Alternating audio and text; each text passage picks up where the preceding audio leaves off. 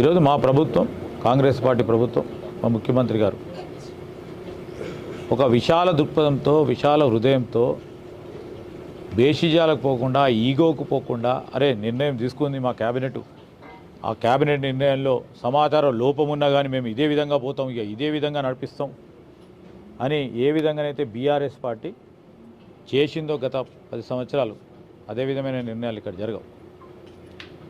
ఈరోజు కూడా చెప్తా ఉన్నాం, న్యాయం ఉన్న వారిపై న్యాయాన్ని అర్జించేవారు, న్యాయం మా వైపు ఉన్నవా అని తలంచిన వారికి ఎవ్వరిని కూడా ఈ బుల్డోజ్ చేసే కల్చర్ ఉండనే ఉండదు. మా ప్రభుత్వంలో ఇబ్బంది వస్తే మేము ఉన్నామనే ధైర్యం చెప్పడానికి మా నిర్ణయాలు కానీ మా పాలసీ విధానాలు కానీ ముందుకు తీసుకెళ్లే ప్రయత్నం చేశాం. ఏదైతే సమాచారానికి సంబంధించి క్యాబినెట్కి వచ్చినప్పుడు సరియైన సమాచారం పూర్తి స్థాయిలో ఇవ్వనందున ఆ గ్యాప్ ఏర్పడ్డదో వెంటనే తెలుసుకొని ముఖ్యమంత్రి గారు స్వయాన ఆ విధంగా కాకూడదు, ఎక్కడ కూడా నష్టం జరగకూడదని నిర్ణయం తీసుకోవటం జరిగింది. యథావిధిగా మరి ఇక్కడ ఈ పీఠానికి సంబంధించిన ఈ భూమి కానీ కట్టడాలు కానీ దేవాలయం కానీ ఈ దేవాలయం ఇవన్నిటి కూడా ఈరోజు భక్తులకు సంబంధించి భక్తుల సంరక్షణకు సంబంధించి దైవాంశకు సంబంధించి అదేవిధంగా భక్తుల సంక్షేమానికి సంబంధించిన అంశాల విషయంలో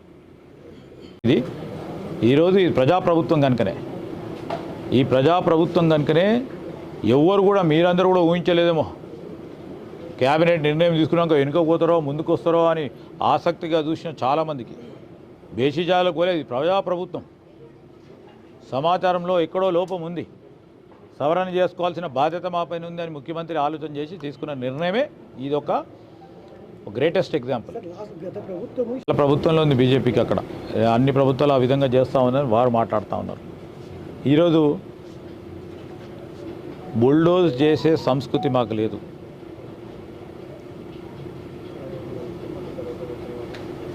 పెద్దవారికి సంబంధించి ఎవరైనా భూమిని ఆక్యుపై చేస్తే దాన్ని తిరిగి ప్రభుత్వ పరంగా స్వాధీనపరచుకోవటం, ప్రజలకు ఉపయోగపడే కార్యక్రమం చేయటం తప్పని వారు భావిస్తే దాని బుల్డోజింగ్ అంటే, దాని అర్థం బుల్డోజింగ్ అంటే, ఉదాహరణకి బతుకమ్మకు ఉంటుంది, మీరందరూ కూడా సాక్షులు. దానికి బతుకమ్మ కుంటకు సంబంధించి దాన్ని మరి ఆధునీకరణ చేసే ప్రయత్నంలో తిరిగి దాన్ని రివైవ్ చేసి ముందుకు తీసుకెళ్లే కార్యాచరణ తీసుకుంటే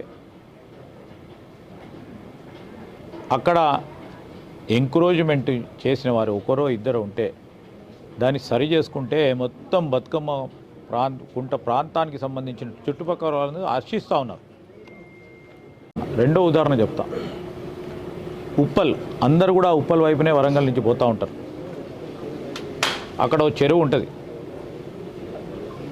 ఆ చెరువుకు సంబంధించి ఎంక్రోచ్మెంట్స్ని తీసేసి ఆ చెరువు ఒకటి వాటర్ బాడీగా ఏర్పాటు చేయాలి. అప్పుడెప్పుడో ఒక 50-100 సంవత్సరాల క్రితం ఉన్న చెరువును మళ్ళా యథావిధిగా తీసుకురావాలి, నీటి నిల్వ ఉండాలి, గ్రౌండ్ వాటర్ పెరగాలి.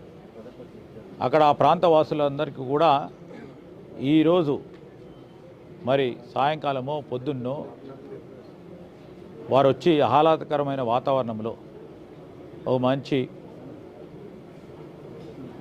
స్వేచ్ఛాయుతమైన మరి వాతావరణంలో మా ప్రాంతానికి సంబంధించిన ఆస్తిని ఈ విధంగా ముందుకు తీసుకెళ్తా ఉన్నారు. దాదాపు ఒక 15-16 చెరువులు ఈరోజు మళ్ళా తిరిగి ప్రభుత్వం ప్రజలకు సంబంధించిన ఆస్తిని ప్రజలకు ఇచ్చే కార్యక్రమం చేసినాం. దాన్ని బుల్డోజింగ్ అంటున్నారు.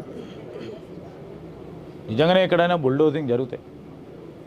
ఏ విధంగానైతే సమాచారం సంబంధించిన అంశం విషయంలో తెలుసుకుని వెంటనే శారదా పీఠానికి సంబంధించిన అంశాన్ని ఏ విధంగా పరిష్కారం చేపించే బాధ్యతలో భాగంగా తీసుకెళ్ళినామో అదేవిధంగా అన్యాయం ఎవరైతే గురవుతారో అని వాళ్ళు అనుకుంటారో దాని వారికి న్యాయం చేసే కార్యాచరణలో ఎక్కడ ఈ ప్రభుత్వం వెనుకాడదని స్పష్టంగా ఈ రాష్ట్ర ప్రజలకు, ప్రత్యేకంగా జంట నగరాలకు సంబంధించిన ప్రజానీకానికి తెలియజేస్తా ఉన్నాం.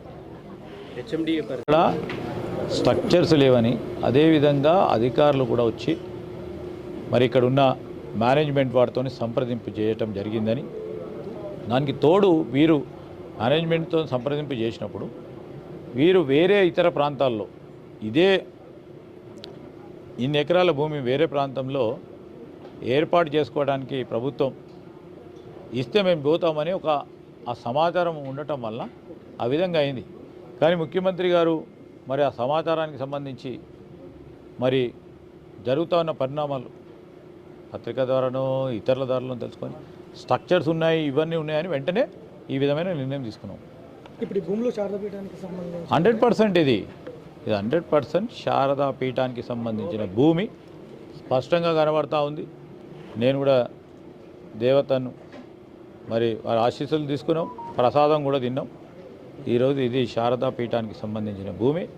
ఈరోజు రాష్ట్ర ప్రభుత్వం తరఫున ముఖ్యమంత్రి గారు కూడా స్వామి గారికి తెలియజేయమన్నారు. ఈ శారదాపీఠం అభివృద్ధికి కానీ శారదాపీఠం కావాల్సిన ఇంకేదైనా అంశాలు ఉంటే మా ప్రభుత్వంలో మేము ఎంతవరకు పూర్తి స్థాయిలో బాధ్యత వహించి ముందుకు తీసుకెళ్లే కార్యాచరణ కూడా తీసుకుంటామని కూడా వారు కూడా స్వామి గారికి తెలియజేయమని చెప్పడం జరిగింది. అవునా, స్పిరిచువల్ రిలీజియస్ కార్యక్రమాలు కూడా ఎక్కడ కూడా ఇబ్బంది రాకుండా చూసే కార్యక్రమం జరుగుతుందని ముఖ్యమంత్రి గారి తరఫున మేము వారికి వచ్చి స్వామి గారికి కూడా మరొక మారు తెలియజేయటం జరిగింది. ఇక దొరికిందే పండుగని ఎవరికి వారు ధర్మాన్ని అడ్డం పెట్టుకొని కొన్ని రాజకీయ పార్టీలు, ప్రత్యేకంగా టీఆర్ఎస్ మరియు బీజేపీ, దీనివల్ల లబ్ధి పొందామనే ఆలోచన తప్ప ఈ సమస్యను ఏ విధంగా పరిష్కారం చేసుకోవాలి ఏర్పడ్డప్పుడు మీరు ఒకసారి ఆలోచన చేస్తే బేషిజాలకు పోకుండా నిర్ణయం తీసుకున్నప్పుడు ఆ నిర్ణయంలో ఎక్కడో చిన్నగానో పెద్దగానో సమాచారం లోపం ఉందని తెలుసుకొని